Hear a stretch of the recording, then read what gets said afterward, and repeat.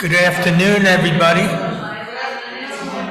and welcome to our second session of Freedom School. Our first session last week was on environmental racism, and the next two will be on education and housing. My name is Jim Smith, and I'm a member of the Healing Justice Group here at the Unitarian Universalist Fellowship of Boca Raton at 2601 St. Andrews Boulevard. Today's topic is how people of color are disadvantaged by our healthcare system. My co-presenter today is Kenya Madison, Senior Director of the Healthier Delray Beach, and that is an initiative of the Palm Health Foundation. Welcome, Kenya. Good afternoon. Thank you. Thank you for having me today. Before we begin, I'll point out that there are restrooms out and to the right, and also refreshments outside this door. This series was inspired by Reverend Kathy Tu Ricky, our interim minister, and is aimed primarily at our own congregants. After hearing that I had helped to do a series almost identical to this on Long Island after the killing of George Floyd in 2020, Reverend Kathy asked me to try to recreate it and discuss structural racism. And the thing I did differently with this one was invite a community co-presenter. This series is being recorded and will be available on our website, www.uufbr.org. Kenya has spent much of her life and career dedicated to service. She is a lifelong resident of Delray Beach. She grew up in the Set neighborhood, which is the city's historic Black community. She is the daughter of a the granddaughter of a sharecropper. Kenya has focused on erasing the stigma of mental illness, and she provides support to children, youth, and families. She spent nearly 2 decades working in Delray Beach's schools as a classroom educator and a certified school counselor, and later as a specialist with the Department of Safe Schools. In her current role, she has been a leader in integrating the topic of mental health supports in the faith community and a strong advocate for equitable standards of care for her community. Under Kenya's leadership, the Healthier Delray Beach Network has expanded to include countywide, statewide, and multi-state partnerships. Kenya has a BS in elementary education from Florida A&M in Tallahassee, and an MS from Barry University in Miami Shores. And that was in education, family, couples therapy, mental health counseling, and guidance counseling. She is the single parent of a 15-year-old son, Patrick. She lost her spouse, also named Patrick, to COVID during the pandemic. Kenya says she is driven by a vision of when access to mental health services is as common as urgent care centers on every corner, and where when you don't know what to do, there is someone who can help you make it to tomorrow. And no matter where you start, there is someone to ask, "How are you doing?" and help listen for the answer. Kenya, can you please tell the folks in general how you spent last week on the job?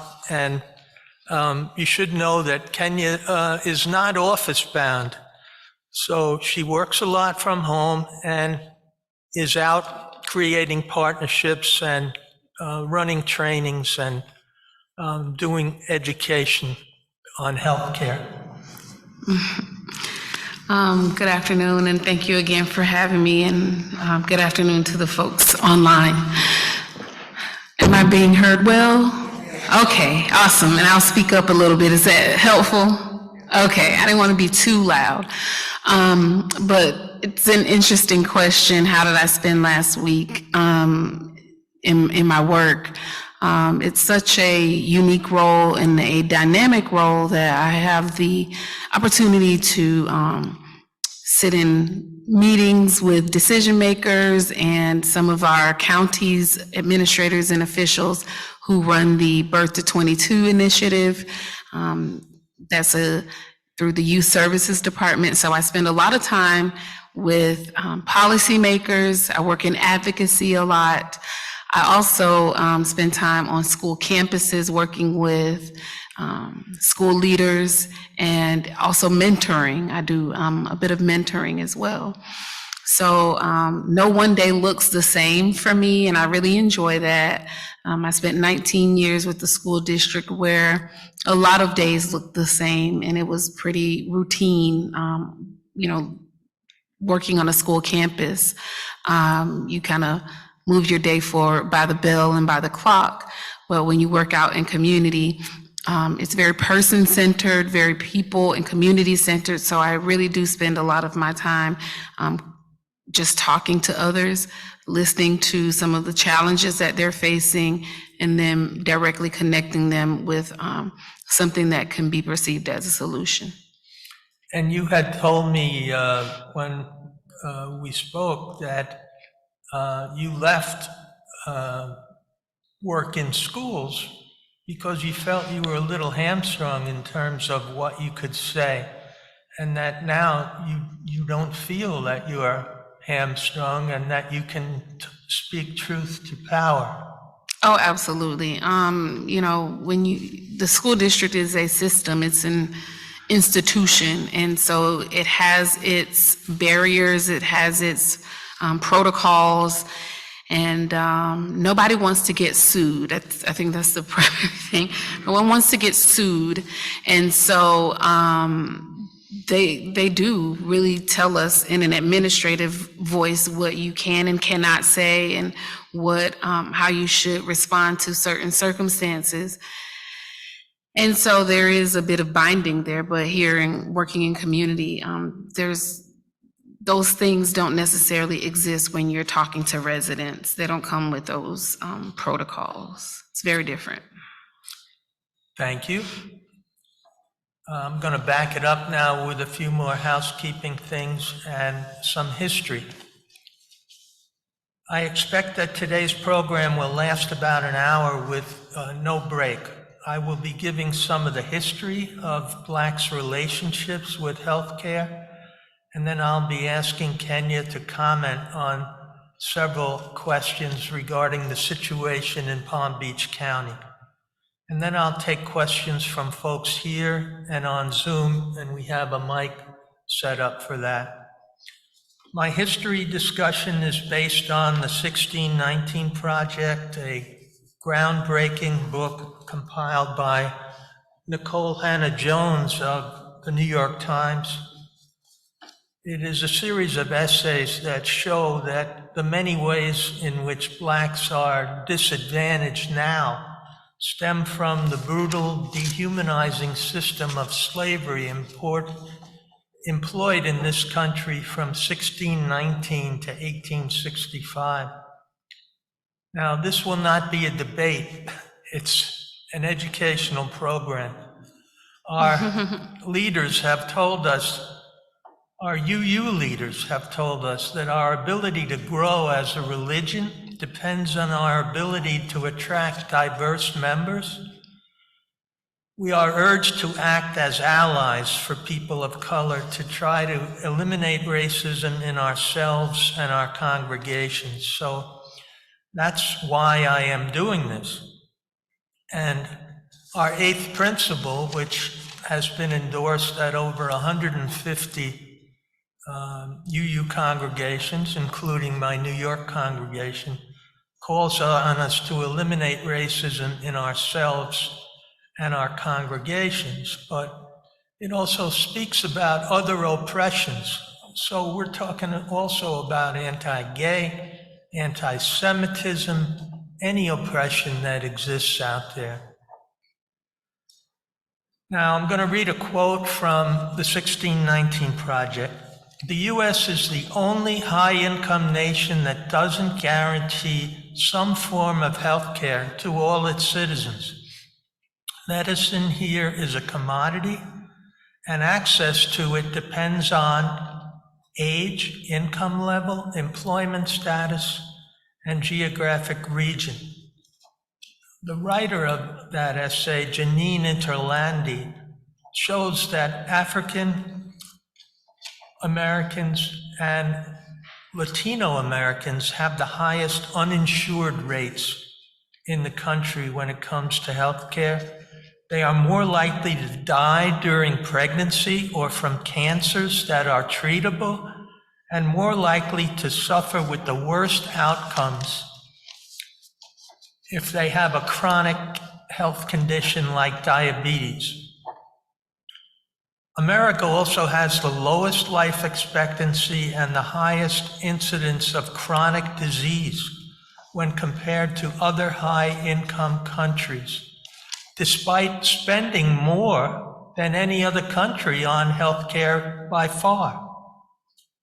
Republicans have been trying to repeal President Barack Obama's Affordable Care Act almost from the moment it was passed in 2009. Republican-led states have resisted that law by legal challenges and misinformation campaigns. 10 states, most in the former Confederacy and including Florida, have refused to participate in the law's central provision, an expansion of Medicaid, the federal program that provides health coverage to low-income Americans. In at least 12 other states, Republican lawmakers have tried to restrict access to the program through cumbersome work requirements. But this struggle is not new. It began during Reconstruction after the Civil War, when 4 million freed Black people did not have enough food, clothing, shelter, or medical care. As a result, the death toll of Blacks from smallpox, dysentery, and cholera surpassed that of whites by overwhelming and constant margins. And I'm going to give you the quick summary of other actions that occurred in the government and elsewhere. During the 1930s, Southern congressmen headed many of the key Senate and House committees and used their power to prevent New Deal measures from threatening the nation's racial segregation. The American Health Association opposed nationalized health care and defeated 2 proposals in the 30s and 40s, calling them socialist and un-American. Even as late as 1945, when President Truman called on Congress to expand the nation's hospital system, Southern Democrats secured control of federal health care programs under the mantra of states' rights and obtained concessions that excluded Blacks. So this time it was Democrats involved in putting up roadblocks. Then employer-based health care insurance took off after World War II, but Blacks were denied most of the jobs that afforded coverage.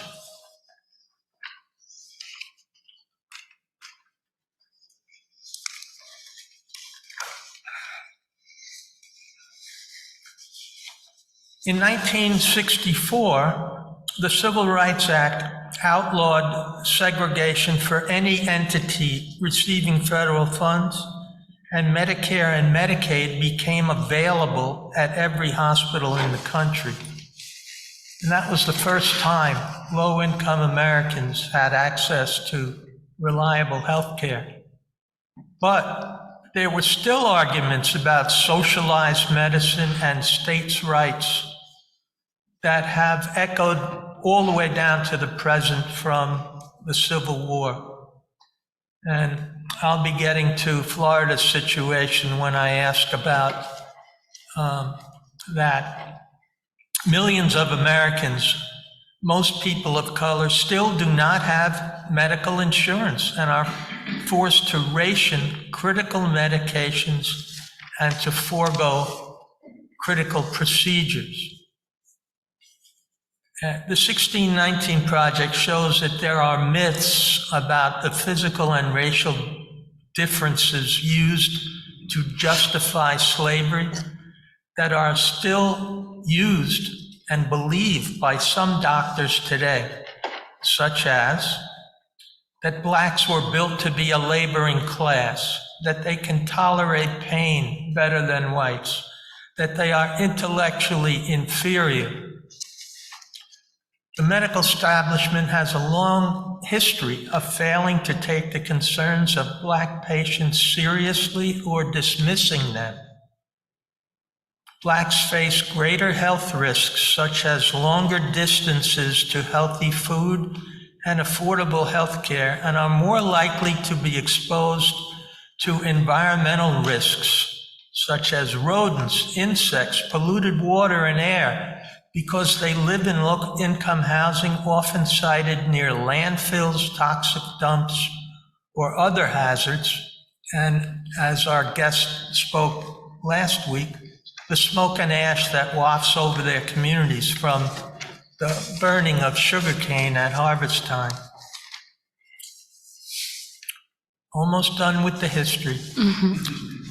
Black mothers and babies are more likely to die in the U.S. from pregnancy-related causes. And poor nutrition has made them more susceptible to illness, and poor sanitation has hastened the spread of disease from smallpox to the present. Blacks in the first few months of the pandemic were 1.4 times as likely to contract COVID than whites, 3.2 times as likely to be hospitalized, and 2.8 times as likely to die. And they are also affected by the stress of coping with racism embedded in their everyday lives. And that's where Kenya comes in with the mental health effort.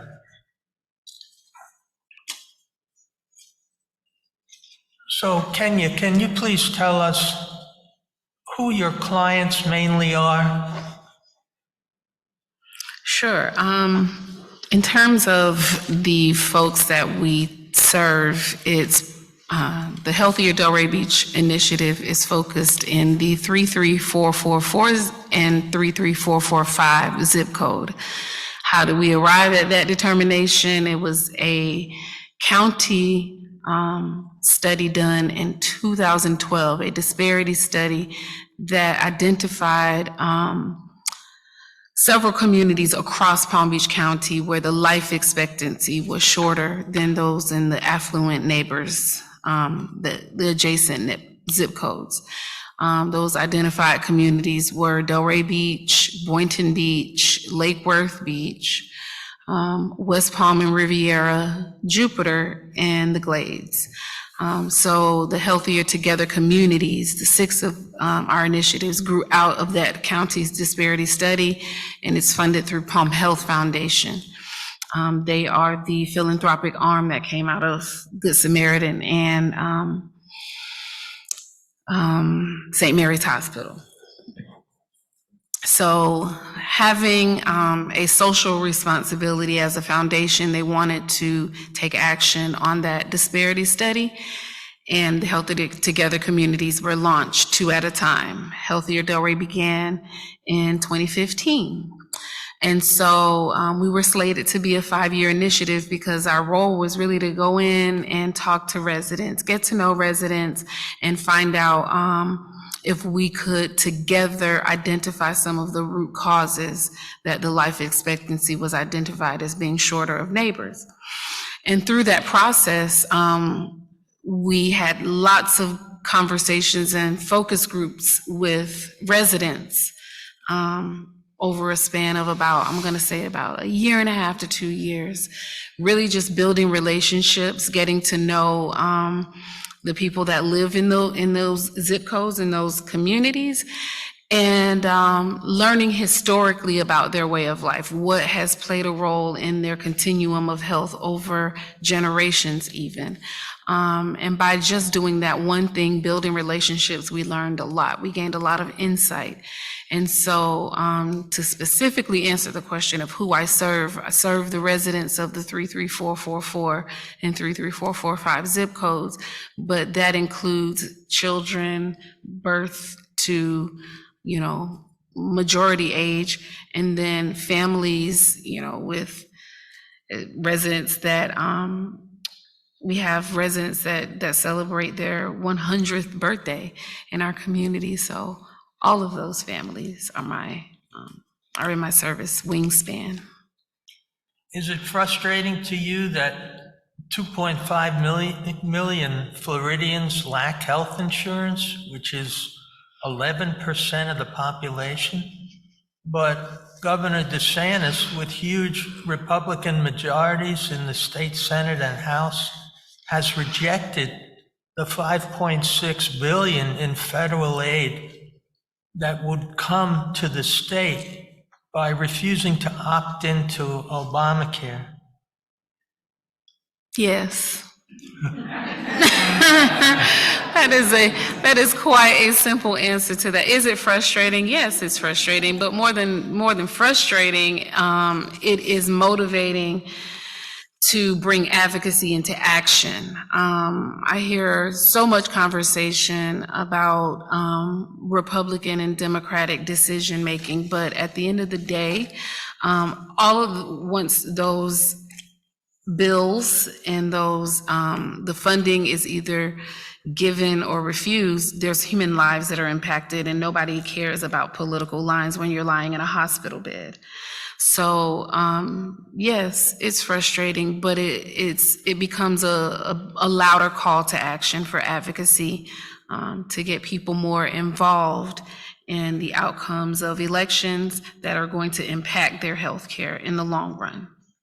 And you told me about workarounds, that you have a network of providers that you refer your clients to? Yes, we function as a network. More recently, the Palm Health Foundation has convened the Changemakers. We are a culture of health network where we are focused on all types of equity and access points for communities of color across our county and in our southern region.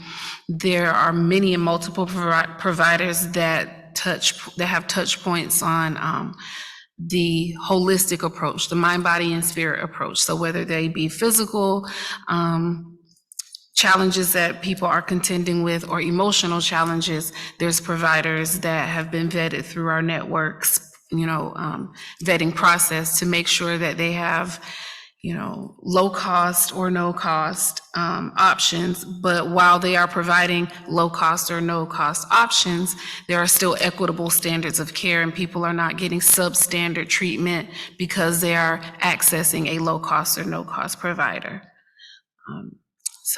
And do you have volunteer therapists to help on the mental health side? Yes, we do have volunteer therapists, but we function in a way that we believe like people should be paid for their profession. And so as we scaled and grew our initiative, I'll give a wonderful example. Through our faith engagement, we have conversations that we partner with different churches in the community to host mental health in the church. Sometimes the congregants come to pastoral, clergy for counseling, and there's only so much that pastoral counselors are able to do. They're clergy. And so we bring in a clinician to kind of facilitate those conversations, give people solutions for the things that they are showing up and discussing. That's a no-cost, safe space that we're providing. But also the therapist that has supported those programs, initially we maybe gave them a gift card to come and support. But as the church was able to grow their mental health ministry, then they were able to offer a fee for service to that provider. So that's a point of advocacy too, because many times in community, we respond with low cost or no cost options, but then it disparages a person who is the employee or the professional credentialed employee who is giving service in those spaces. So there's got to be a balance of resources and how we allocate our financial resources, how we even look at our philanthropic and donorship, making sure that we are, if you are going to be a donor, give dollars to organizations in your own community that are giving direct service to others in your community, as opposed to maybe some larger national initiatives and you're really not sure where the funds are going or what they're doing with them. But there's transparency and accountability on the local level with philanthropic giving. So that's a strategy, but making sure that we have the right provider for the right audience or challenge is very important too. And so we stand in that role as a connector and a convener and continuing to vet those services that go out into community. Do you yourself conduct the 2-day racial equity training? And if not, who does and what do they consist of? All right, wonderful question. The Racial Equity Institute is a 2-day training, and I'm not a facilitator, but we have hosted them in the past, meaning there's a cost for that training for facilitators to travel into the area. It's held face-to-face during COVID. It was held virtually, and I wasn't a fan of the virtual engagement because it gave, there wasn't enough, human interaction. The screen just doesn't do it for you. So now we are back to in-person trainings, and I will go ahead and take a point of personal privilege here and say that there is one being hosted by United Way at Palm Beach State on February 8th and 9th, and there are spots available. And so if you would like to sign up for the 2-day Racial Equity Institute training, let me know after the conversation here, and I'll connect you with getting registered. And it's going to be, again, at Palm Beach State. It's a 2-day training. But having the ability to fund those kinds of trainings before organizations like United Way and Children's Services Council began to allocate funds to host them was a big step for us as a very small community-based initiative. It showed that we were very intentional about how we prioritized our dollars because we did not have a large budget in those years. We still don't have a large budget, but the training was definitely worth the funds that we spent because we were able to give education to residents that maybe they wouldn't have access to. We invited community leaders, government officials, our elected officials, our leadership and administrators in police and fire rescue, so that those who are in policymaking and administrative roles that serve our community also have that same access to information. We called on organizations and agencies to look at their equity practices, their hiring practices, how they engage with their employees. Are you, unintentionally causing harm by having some antiquated policy in place? And so that did call for some organizations to pull together a special task force or a special committee, subcommittee, to really take a look at those things. But again, it's worth the time and effort because here we are in 2023, and we're still talking about racial equity and humanitarian matters where the civil rights movement was a generation prior to me. I'm not ashamed. I was born in 1978. I'm 45. And so, you know, having been born in a community where we talk very openly about the historic value of advocacy and awareness, education and involvement, and always having a call to action at the forefront that keeps us engaged in our community matters is what really drew me to the work that I do. I didn't leave 19 years with the school district of Palm Beach County and the stability that it offers and all of that to come out into community work if I didn't see the opportunity to really make a deep impact. And so when it comes to, you know, like equitable practices and how we connect people with what they need, it's important to first hear the needs and not make assumptions. Meet people where they are, and they will tell you what they need.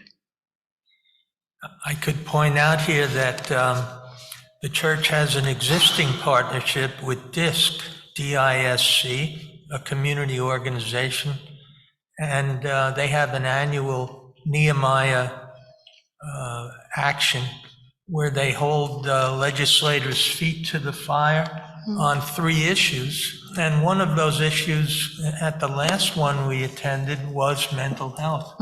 So, you know, and among veterans too, on Long Island, you know, veterans are so reluctant to come forward with a mental health problem, especially if they aspire to a job in government or the police, because there's a paper trail. And, you know, veterans say, yeah, they think I'm a crybaby, or, you know, so the whole idea of an advertising campaign that we did up there was, you served, you deserve. You deserve to come forward with a mental health problem, and we try to destigmatize it with a group called United Veterans Beacon House. Now, I wanted to mention that Black women are twice as likely to experience a serious problem in labor and delivery as white women, and 3 or 4 times as likely to die from pregnancy-related causes. And I wanted to mention that in New York, they have expanded their doula program, D-O-U-L-A, under Medicaid, and they're promoting the use of doulas. And these folks can work with women to identify symptoms of mental health conditions, which is a factor in pregnancy-related deaths. And, you know, they can tell a doctor, you know, she's not faking, she's in excruciating pain. They can be advocates for pregnant women of color. And is any of that going on in Palm Beach County? Well, you said a lot, so I wanna slow us down a little bit, and let's go back to the mental health component. And I'll just make it very clear: we all have mental health. We have physical health, and we have mental health. We are one body, one being, and you cannot separate that. You cannot separate yourself physically and emotionally.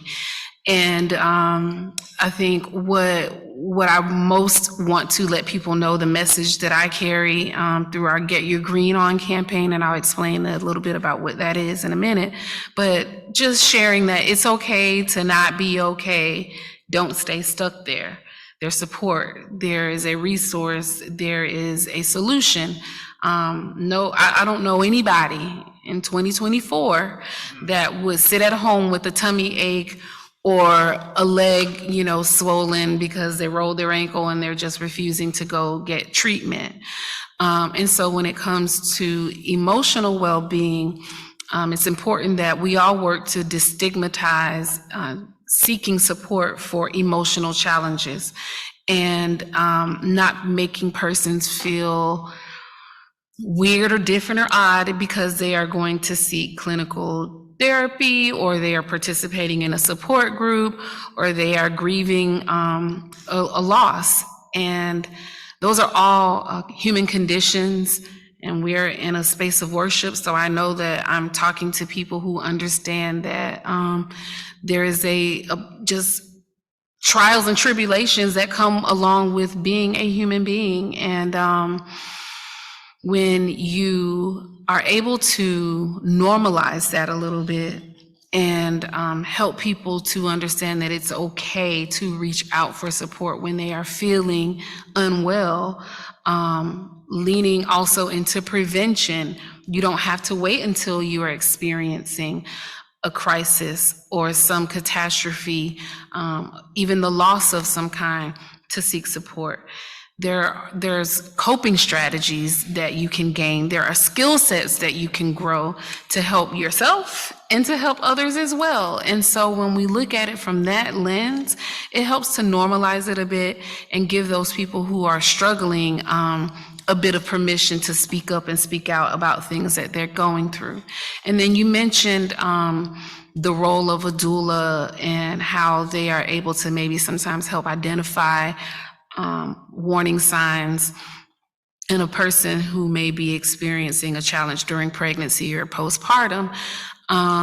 Doctors are capable of doing those screenings too, but that's not to discredit doulas. Doulas are very important, and yes, we do have an emergence of doulas in Palm Beach County because people are really leaning to more holistic approaches and natural approaches, and kind of leaning away from medication. But I'm careful when I start talking about medication because, again, I don't want to create another stigma that there's something wrong with that. So if you are a woman who is in labor and medication is the route that you need to take to deliver your baby safely, then do that. I would suggest that people just be wise in their decision making.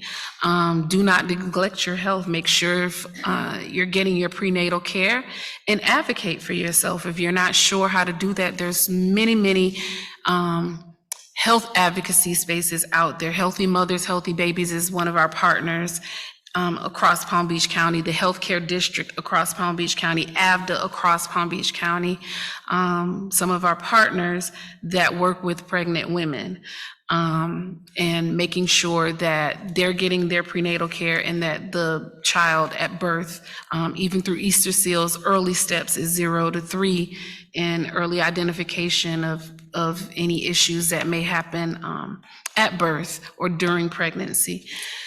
So those are all the directions that we point people in, but we're our own best advocates.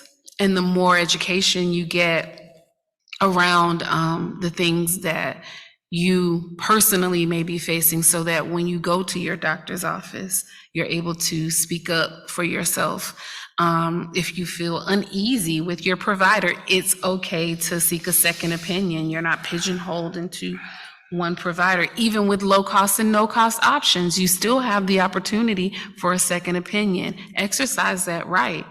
And I know, again, I'm preaching to the choir here, but this is for those who may be listening at a future time, and you're looking for solutions. Like, you're your own best advocate, and looking for a nice merger and balance of those practices that exist in the healthcare system, because they are tried and true. We really rely on the healthcare system to not fail us. We hope that when we go to the doctor or we go to the hospital in an emergency, that we're going to get the treatment that we need and get well and go home.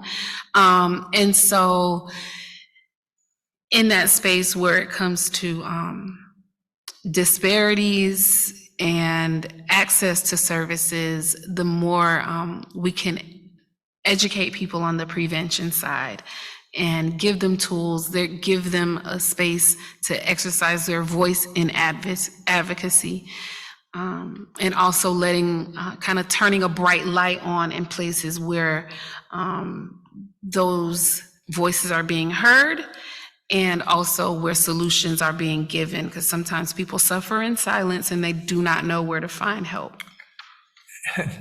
And that reminds me that my wife, Lynn, was a early intervention social worker on Long Island. And what she found was that people of color were not accessing her program because they didn't know about it. And that rich folks in affluent communities knew all about it, and they wanted multiple services, and it was like, my child doesn't speak 3 languages, what's wrong with him? And you know, they wanted every service under the sun. So how do you go about spreading the news that you exist? Platforms like this. So again, thank you for having me today. And I would, give each of you that's sitting present in this room a call to action to share the conversations that are happening through this series, not just my conversation, but all of them. Continue to invite others into your space to have open dialogue, but also challenge yourself to go out into the communities that we are serving, and get involved with some of the efforts that are happening right on, boots on the ground in community.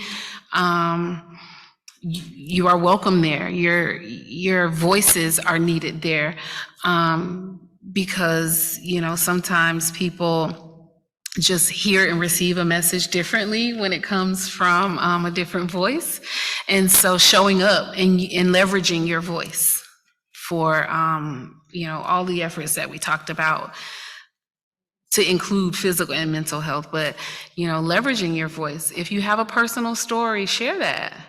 You never know how you can motivate someone else, inspire someone else, ignite someone else to take action. Because again, people, when they're going through things, they tend to shut down and close themselves off and feel like they are isolated and the only one experiencing that. But the more we share our, just share our connections as humans, we realize that we have more in common than we do differences. And we all want the same things. We want to live in safe communities. We want access to healthy foods. We want access to be able to take care of ourselves and our families. And sometimes just leveraging your voice and leveraging the things that you have access to for those that may not be aware or do not have access is an important move. It can make all the difference. Here's another bullet point type question. The Palm Beach Post had an article Monday, January 15th, MLK Day, about health disparities involving stroke, and Black patients remained up to 80% higher than the rate among whites. And the average age for a white person having a stroke was 71 in the survey. And for Black people, it was 62. And it also found that Black patients were less likely to have procedures and receive medication considered the gold standard of care for strokes. And naturally, they have a higher rate of diabetes and obesity, and those can be 2 causes of stroke. So are you seeing those kind of numbers in the Black community? Certainly, with hypertension and diabetes being the 2 main diagnoses that we battle at higher rates in communities of color, particularly because of access to healthy foods. Historically, there has been a correlation with, diet and exercise, or lack of a healthy diet and exercise, and its correlation to hypertension and diabetes. But when you have a fear of the healthcare system, or you do not have access to care, when you have access to substandard care, you sometimes get diagnosed late, you get treatment late, and the condition has produced all sorts of other health challenges. So where one may have a better outcome, a health outcome, if they have earlier access to screenings, earlier access to treatment, access to healthier foods, and maybe clean and well-lit walking spaces, access to physical activity groups. We hold those in our community now, but it's not necessarily something that over a course of history has been quite in the forefront.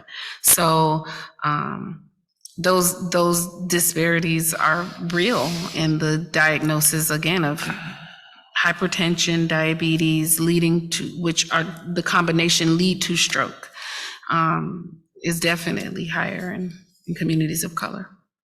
And another stat would be that Black women are 40% more likely to die from breast cancer than white women, and tend to be diagnosed younger. Is that also something that you're observing? Certainly, yes. I think the answer to the question is obviously yes. But I'll take it a step further and tell you how we are responding to those things. You just heard me mention that through our Healthier Delray Beach initiative, we're connected to many and multiple organizations, agencies, and including our municipality. So the city of Delray Beach is an amazing partner to access space for the parks. We host Zumba classes at no cost for community members to come out like twice a week. One of the schools has opened up their gym and they host a physical fitness class at no cost once a week. So there are prevention options that are being created by community, healthy spaces that are being created by community in response to the challenges that they themselves have identified. So not only are they identifying the challenges, but they're creating their own solutions. And so even partnering with like healthy eating initiatives like Eat Better, Live Better. And so when we have community events, we're making sure that we're passing out healthy foods, giving people access to like where you can buy these things, not just during the Thanksgiving holiday when people are giving out like Thanksgiving meals.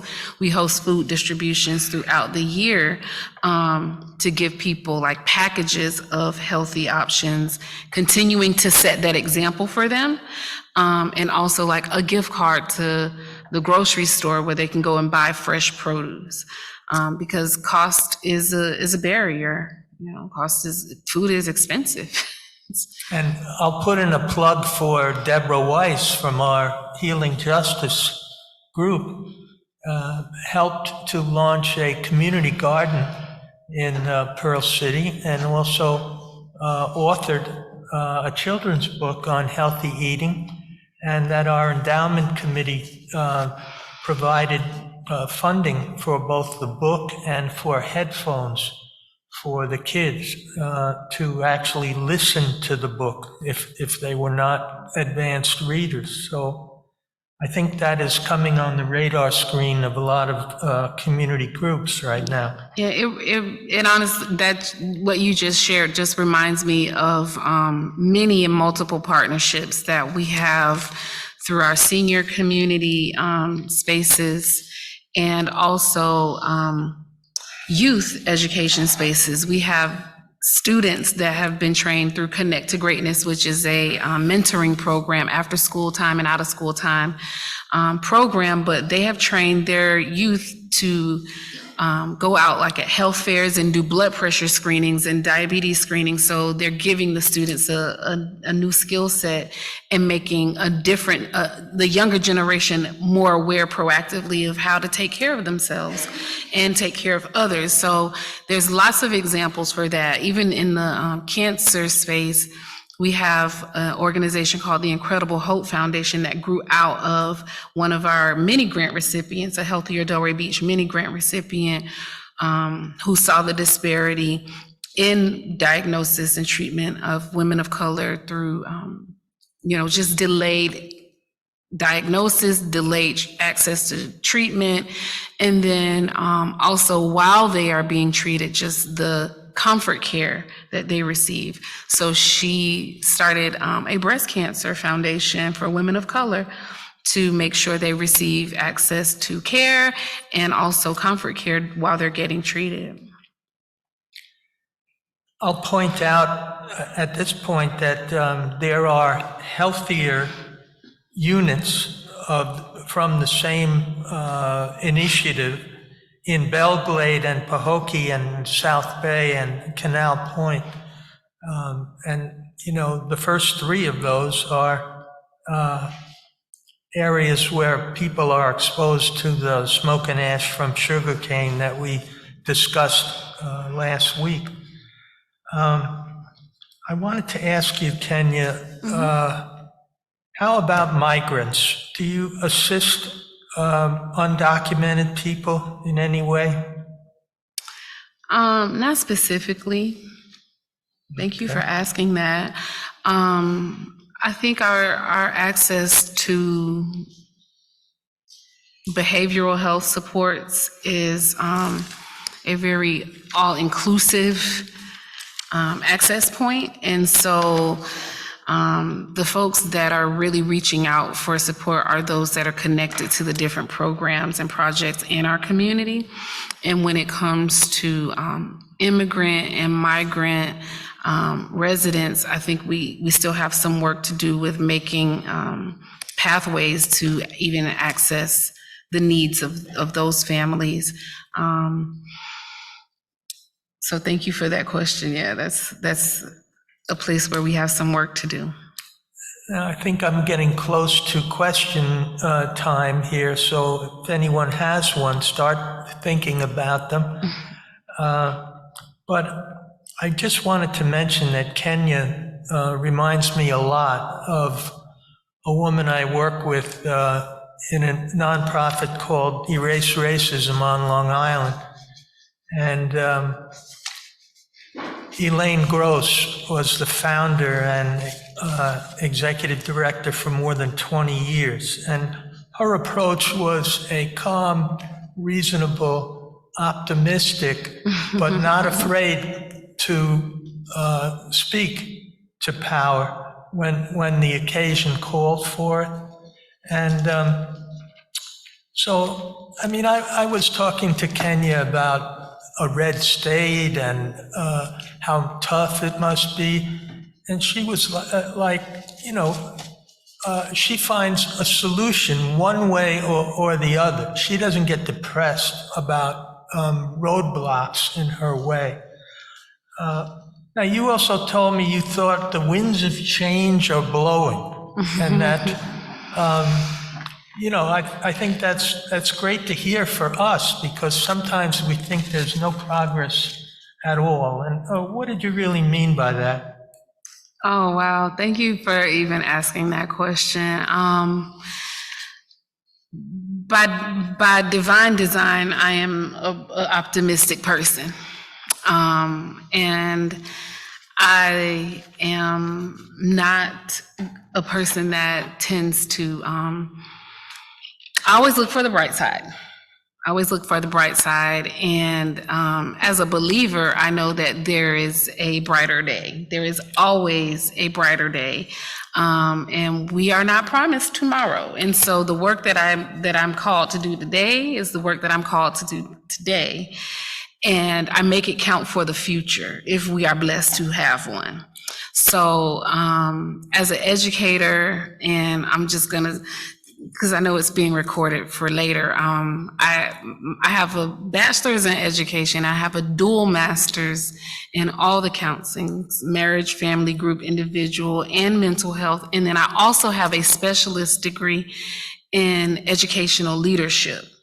And so that's given me the ability to see things from so many sides. And if you get hung up in the challenge, you will not see your way to a solution.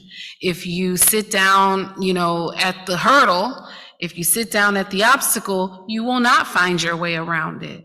And if we look at nature, nature is the most is the best teacher, it keeps moving forward. Seasons change. People's hair turns gray if they are given the days. And so it's important that we take a lesson from that to say if we become really stuck and regimented in our ways of how we approach humanity, we're going to get what we've always gotten. And so it's important for us to all take on that notion of the winds of change are blowing, because if they don't, what's going to happen? What's going to happen? What's going to happen if the winds of change don't blow? Right. We will cease to exist. And there will be no notion of racial disparities because humanity will be no more. So it's important for us to look at, the world that we want to leave behind for our children, for our grandchildren, for our great-grandchildren. My grandfather came to Florida from Georgia at the age of 13 on the back of a tomato truck. He heard he had family here. He wasn't sure, but he discovered that they were here when he got here. And so I'm still here. My son is a fourth-generation Delray Beach resident. What will his future be? I'm not sure, but it's a very bright one. It's a very bright one, and I claim that, and I own that, and he does too. And so the same voice that I have, I've given it to him as a young, 15-year-old.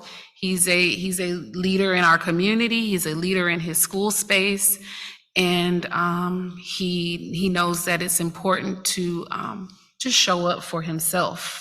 Show up for others, but first show up for yourself.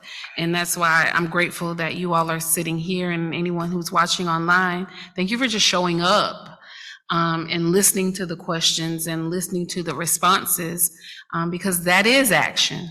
That is doing something, but take it a step further and continue the dialogue. Encourage someone else along the way to participate in conversations like this, because change takes a collective and collaborative effort. No one person can do it alone. We must do it together. Well, thank you, Kenya. I think I've undergone a mood change in the last hour. I wanted to now throw it open to questions. John, if you'd come up. John Bostrom has a question. First, I also want to say thank you, Kenya. I'm really glad to hear you're in Delray Beach. I'm also in Delray Beach, and I've been looking for programs to get involved with, and I will definitely talk to you later. Awesome. And my question is something that I did, is really for all of us to question. And it's basically about, what can we do about it? Because we have to do a lot more than just talk. We have to do a lot more than dialogue. And I came across something today. There's a guy I've been following. I get hundreds of, Democratic fundraising things in my email every day. And there's one guy who's a doctor in Upper Michigan. His name is Bob Lorenzer. The only message that doesn't say, we're getting totally outspent by the opposition, we have a fundraising goal, blah, blah, blah, and not a word about what they're actually going to do. This guy doesn't say anything about that. He just talks about he's a doctor and he wants to help people. And I really recommend you look at him. And in reference, one of the articles that he referenced underneath his plan to make things better is the Medicare for All thing that was done. And this is one of the big problems we have. Medicare for All steals $140 billion, adds $140 billion to the cost of medical care for everybody. Medicare for, I'm sorry, not Medicare for All, that's Obama's program. Medicare for All is what we need, but the Medicare Advantage program adds $140 billion from the insurance companies.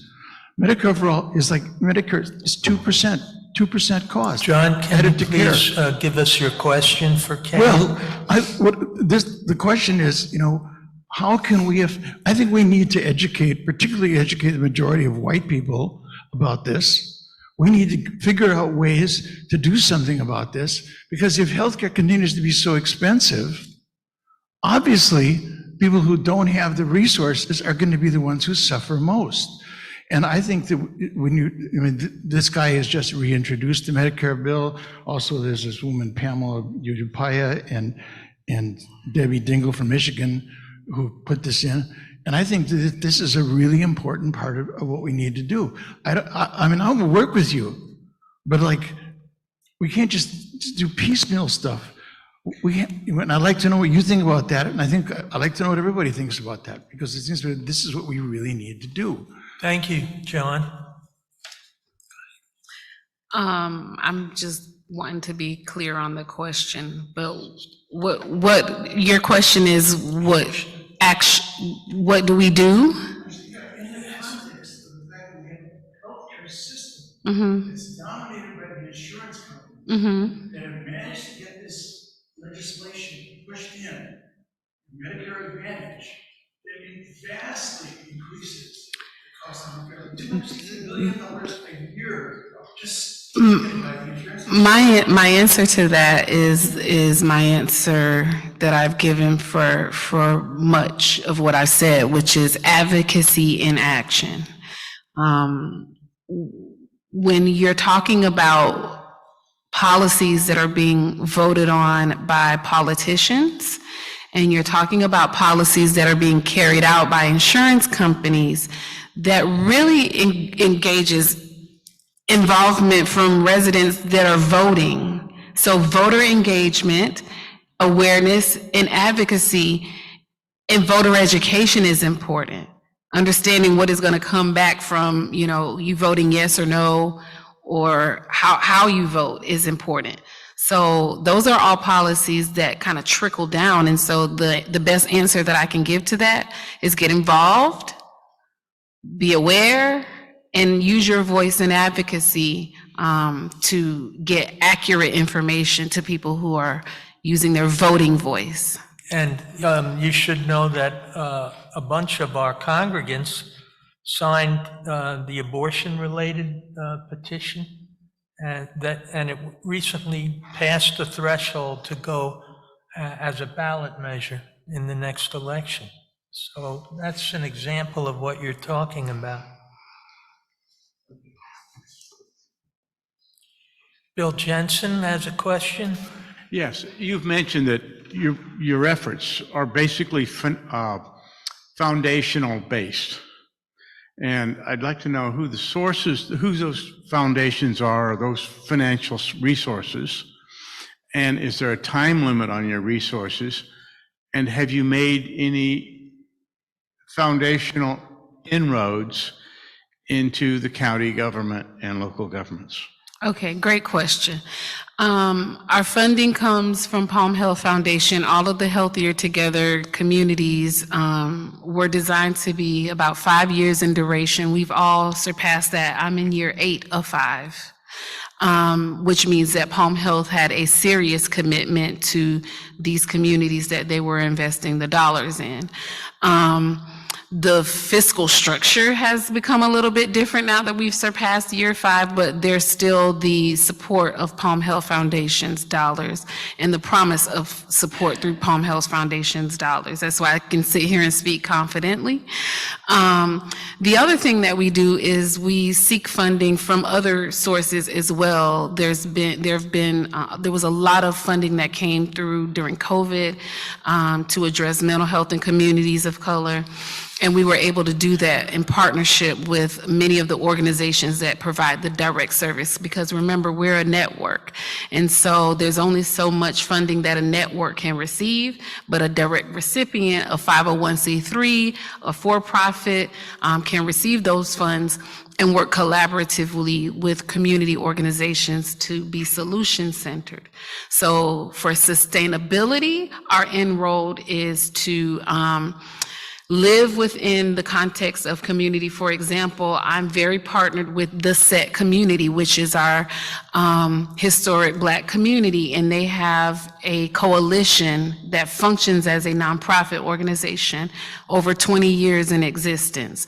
They have other organizations that the work will live and land with once the Healthier Together communities kind of sunset. The plan is for our work to live on through the organizations that we're currently partnered with and that will ongoing serve community. So that is our plan. A good example of that is Healthier Jupiter. They have already had their sunset, and the essence of their work now lives with the American Heart Association and community engagement with the American Heart Association, and we're very closely partnered with them as a national organization and local organization as well. So that's a clear example of what you were directly asking. So we have a Share the Plate program, and if anyone wanted to speak to Jennifer Ligeti and Reverend Kathy, the entity would be the Palm Health Foundation.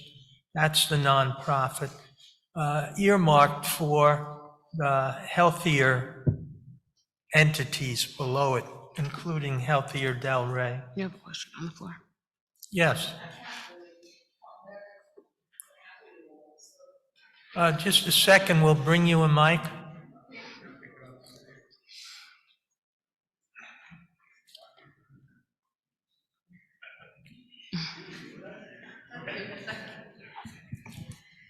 Thank you. Please give us your name. Linda Prentice. I'm a member of this congregation. You can hear from my accent that it's from another country. Okay. That has socialized medicine.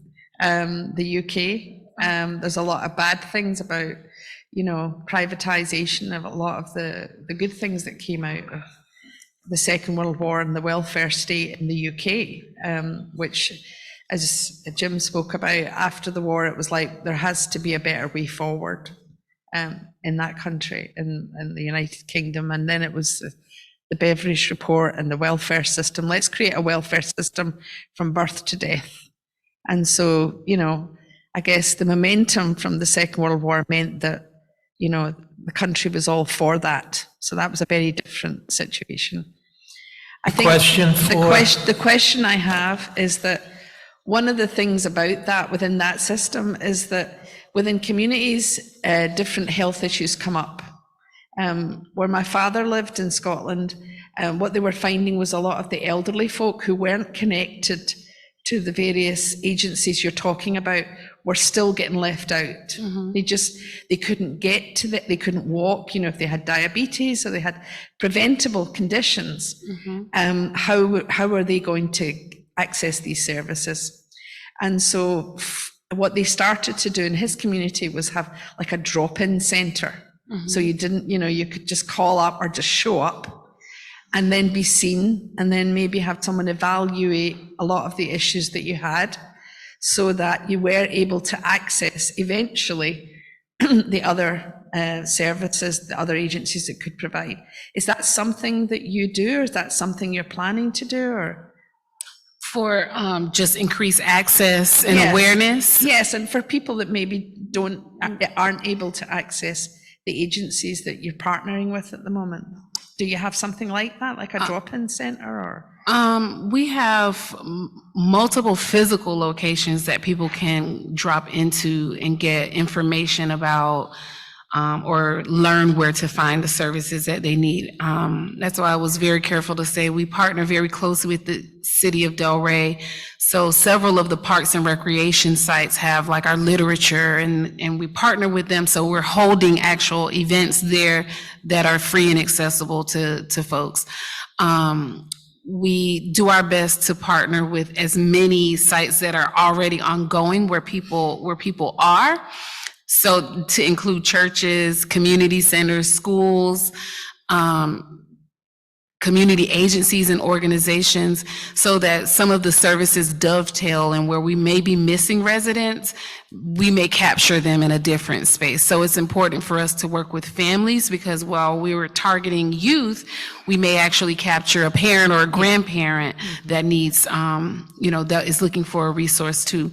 wherever there's a resource fair or an opportunity to set up a table and get out in community, you'll see us in those spaces, so that that gives us greater visibility. Yes. And people are able to just have that recognition of who we are and know that we're that beacon in community. And when people are looking for resources, my phone rings a lot too, and so I serve as that Yeah. space too. I attended the caregiver conference that they have every year. In Boynton? Yes. Awesome. And I mean, That's Healthier Boynton Beach, by the way. that's always been a great access for information. Yes. And just networking. And I think things like that, seem like it's not a lot. It brings people together so they can access that information in the course of a day or so and just find out what's available, talk to each other and just connect, Okay, thank you very much. And honestly, getting out and Yes. me showing up in places where Diane? I don't always get a chance to show up, and being invited to platforms like this is helpful too, because it continues to get the word out. So thank you for that question. Just, I think, maybe a quick question, maybe not. Are you allowed to present all the things that you can help access healthcare for people? Are you allowed to present at public school events? Yes, I am. Our initiative is a partner with the School District of Palm Beach County. And one of the main spaces where you'll see us show up and speak out loud with the district in particular is through our Get Your Green On campaign. And I said I was going to come back to that. Glad you asked that, because that's going to lead me back. So the Get Your Green On campaign is our mental health awareness and trauma-informed care campaign that started with students through Healthier Delray Beach at Atlantic High School and Village Academy and Carver Middle School.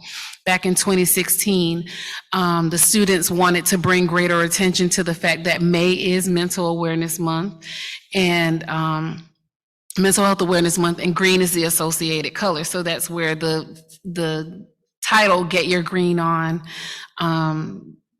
came from. We wanted to kind of help people brain associate green as a color for mental health, the way we brain associate pink for October and breast cancer awareness. And so that campaign has grown and flourished. It's been taken on by the county.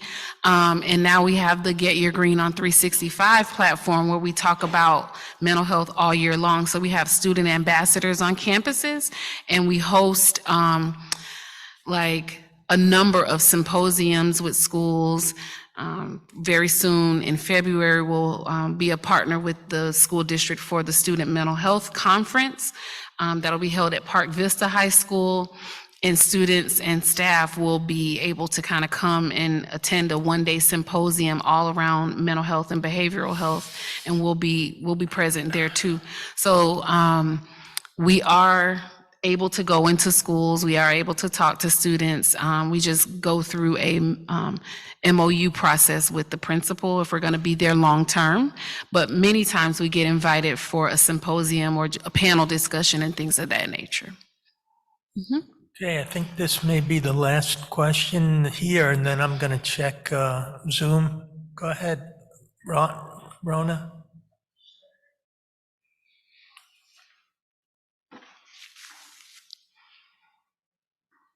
So first, I just want to say, I'm sorry John didn't actually get to his question, but I have different Medicare Advantage questions, because the threat of privatizing Medicare is something that both of us are very concerned with.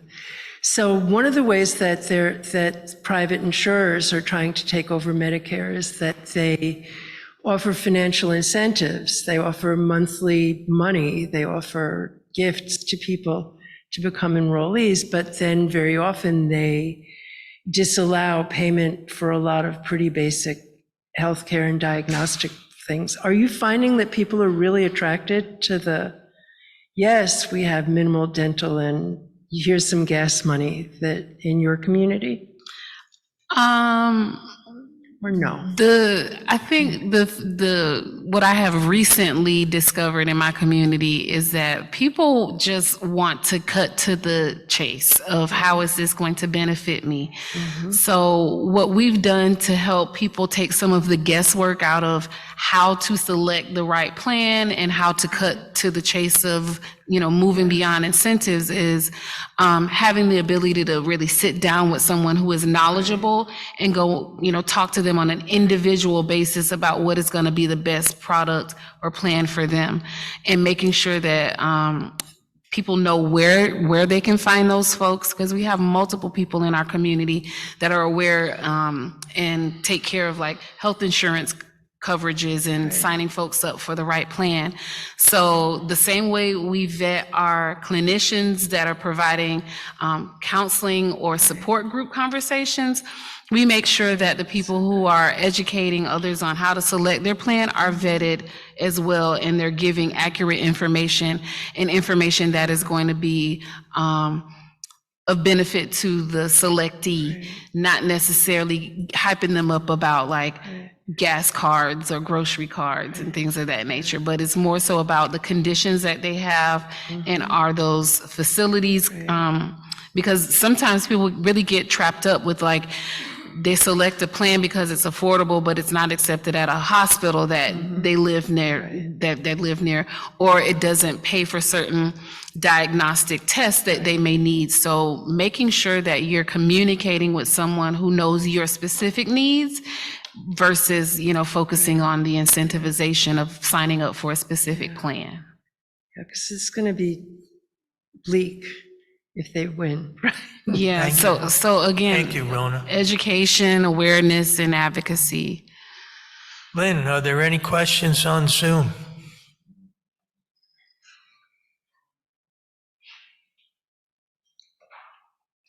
And it appears the answer is yes.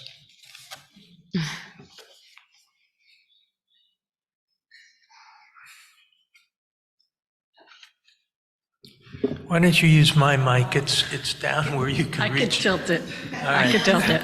I'm okay. Yep. Okay. Am I good? Yes. Okay. So just to let you know, as Jim mentioned, the congregant Deborah Weiss, who has the Healthy Living Youth Program, would like to connect with you. I have her information for you. Awesome.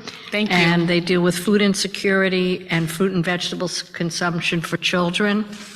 And another member, Judy Kaiser, is on Zoom, saying that she'd like to invite you to have a booth at All People's Day on March 30th. Awesome, If you're thank you. at Pompey Park in Delray, if you don't have one. So I'll give you these cards before you go. Thank you so much. I appreciate that.